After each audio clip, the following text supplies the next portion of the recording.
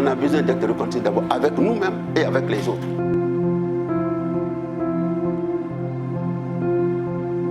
Adolescent, mon père a été accusé d'avoir participé à une opération de déstabilisation de l'État guinéen.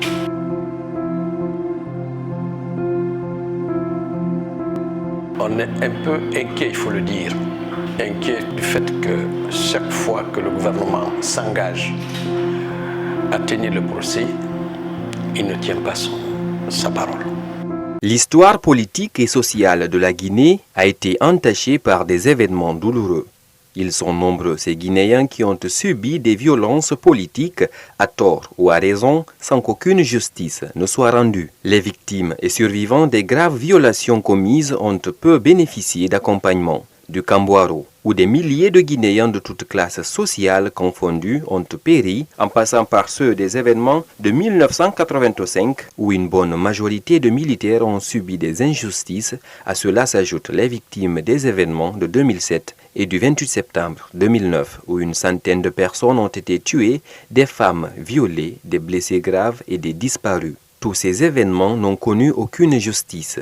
Pour mettre fin à ce cycle d'événements qui a endeuillé plusieurs familles en Guinée et qui a fragilisé le tissu social, le président de la République, fraîchement élu en 2010, a pris l'initiative à travers la mise en place de la commission provisoire de réflexion sur la réconciliation nationale de répondre aux cris de cœur des victimes et leurs familles réunies en association.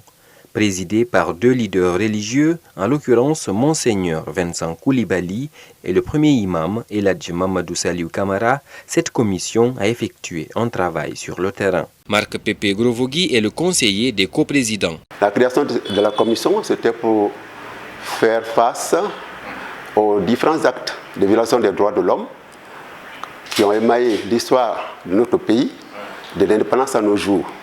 Mais depuis la remise en 2016 du rapport final des consultations nationales devant permettre la mise en place de la commission qui devra se charger de traiter tous les événements survenus en Guinée, rien n'a encore été fait. Des interrogations subsistent pour Amadou Tunkara, membre de l'association des victimes du Kambouaro. Le manque de volonté politique est la meilleure réponse à ces interrogations.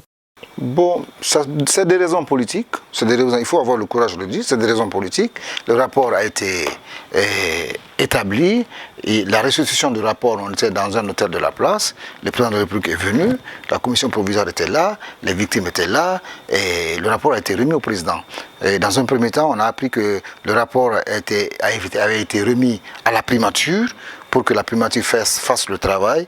Mais entre-temps, il y avait un chevauchement entre la primature et le ministère de la Réconciliation nationale. Chacun voulait avoir la primauté sur le dossier. Mais en ces temps, le dossier se trouvait à la primature. Est-ce que ce dossier se trouve toujours à la primature? Point d'interrogation.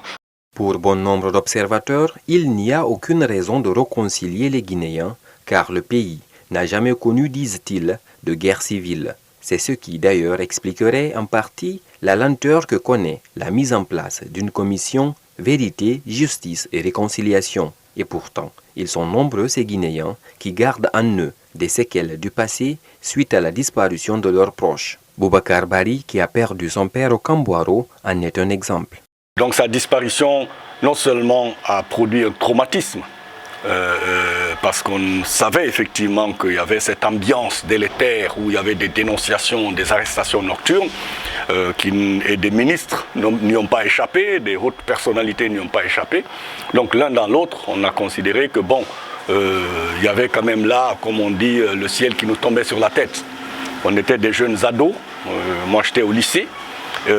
Du coup, j'ai été totalement perturbé avec mes grandes sœurs, mon grand frère et mes jeunes sœurs et mes jeunes frères. C'est quand même une famille assez nombreuse. Et puis, il y avait surtout aussi cette démarche, je dirais, punitive de l'État.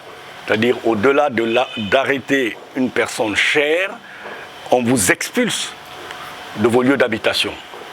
Réunis en association, les victimes du Kambouaro et leurs proches continuent de réclamer justice. D'abord, la vérité sur le sort des disparus et la délivrance d'un certificat de décès pour toutes les personnes disparues. La prise en charge sanitaire des rescapés par les Nations Unies et la restitution des biens saisis. la commémoration de certaines dates symboliques, comme le 25 janvier 1911. Je vous rappelle que le 25 janvier 1911, sur toute l'étendue du territoire guinéen, des Guinéens furent pendus. Alors cette date, nous souhaitons que cette date soit commémorée sur le plan national. Et le 18 octobre 1911 aussi, 71 Guinéens ont été fusillés entre Conakry et Kinya. Cette date, nous souhaiterons que cette date soit retenue comme date à commémorer sur l'étendue du territoire. Même s'il n'y a pas eu de guerre civile en Guinée, réconcilier les Guinéens reste une nécessité, estime Dr Marc Pepe Gorovogui, le conseiller des coprésidents de la commission provisoire de réflexion sur la réconciliation nationale. L'histoire de notre pays montre qu'il y a eu des moments douloureux qui ont entraîné des frustrations et une rupture de la cohésion sociale. Donc la réconciliation est une nécessité. Tout observateur de notre situation nationale voit qu'il y a des crises récurrentes. Et pourquoi ces crises récurrentes? C'est parce qu'il y a des frustrations et il y a un passé qui n'est pas encore traité. Donc il nous faut obligatoirement faire face à notre passé, traiter le passé et envisager le bon vivre ensemble entre les Guinéens. Donc pour moi, la réconciliation est une nécessité. Il invite le chef de l'État à honorer son engagement. Et je veux, par cette tribune, demander respectueusement au président de la République que, conformément à son engagement avec la commission de consolidation de la paix du système des Nations Unies et aux recommandations de la commission provisoire de réflexion sur la réconciliation nationale, de prendre toutes les mesures appropriées pour accélérer ce processus de mise en place de la commission Vérité, Justice et Réconciliation. Si la commission Vérité, Justice et Réconciliation ne semble pas être une priorité pour les autorités, les procès des massacres du 28 septembre 2009 est cependant de temps à autre évoqué par le pouvoir en place. Mais les victimes de ces événements douloureux et les organisations de défense des droits humains qui les assistent deviennent de plus en plus impatientes vu la lenteur qu'enregistre la procédure. Bari Oumou est l'une des victimes. Ça me travaille parce que avec l'âge que j'ai aujourd'hui, ça me travaille. On a attendu et chaque fois, c'est des promesses qui n'avancent pas. On nous promet et rien n'est vu et nous attendons toujours la justice. Nous sommes fatigués, mais comme c'est la Guinée, les autorités, ils savent tous que la vérité est là, mais ils refusent de reconnaître même les survivantes d'abord. Et le procès aussi, ils ont refusé parce que les institutions n'ont pas donné les informations, ils ont donné même, ils ont financé. Et maintenant, là, ils refusent parce que c'est des promesses qui sont là. Et cette fois-ci encore, on nous dit que c'est au mois de juin. Qui sait? Saran Sissé, une autre victime du 28 septembre, se sent, elle, abandonnée. Le gouvernement actuel nous a insultés, nous a humiliés, malgré ce que les militaires guinéens nous ont fait. Mais ça, c'est à peu près dans 4 heures du temps. Mais ce que le gouvernement actuel est en train de faire sur nous est plus douloureux que ce qu'on a vécu ce jour. Pourquoi? Parce que depuis 11 ans, on est là en train d'attendre. En France, dire, c'est des gens qui ne nous reconnaissent pas.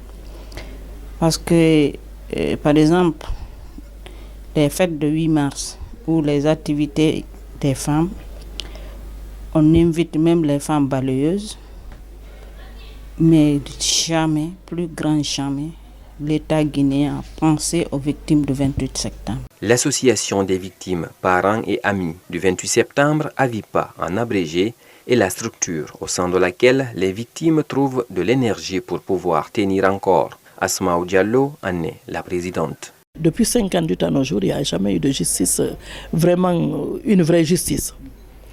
On a assisté une fois au jugement des gangs avec Doura Chérif. Donc ça, tout le monde a vu. On a assisté aussi au jugement de l'attaque du domicile du président. tout le monde l'a vu, je pense que c'est les deux cas qui ont retenu l'attention des Guinéens et même de l'extérieur. Alors, pourquoi pas le dossier du 28 septembre et pourquoi ne pas aussi aller même plus après le 28 septembre, on peut penser à la justice transitionnelle pour parler des actes qui sont passés dans le passé, au moment de la révolution, au moment de Séméré. Thierno Souleymane Ba, le président de l'OGDH, se dit inquiet quant au retard du dossier du 28 septembre. Le dossier a été bouclé depuis 4 ans maintenant, bientôt 4 ans. Et chaque année, le gouvernement nous fixe une date qui ne tient pas. Donc on est inquiet et le dossier traîne. Même son de cloche chez Alpha Amadou Desba, vice-président de l'OGDH et avocat des victimes du massacre du 28 septembre. Bon, on ne peut pas dire qu'on est satisfait de l'évolution des choses puisque depuis plus de 10 ans, nous réclamons justice. Mais je pense qu'il est temps que le gouvernement prenne ses responsabilités. Nous l'avons toujours dénoncé. Il est temps que ce procès soit organisé parce qu'autrement, nous n'aurons d'autre choix que d'explorer la possibilité de saisir d'autres instances sous-régionales, notamment la Cour de la CEDEAO, puisque au niveau de la Cour pénale internationale également, la Guinée est en examen préliminaire de ce côté, mais si les choses ne se précisent pas dans les prochains mois, je pense qu'on aura d'autres choix que de saisir la Cour de la CEDEAO afin que la Guinée soit mise face à ses responsabilités.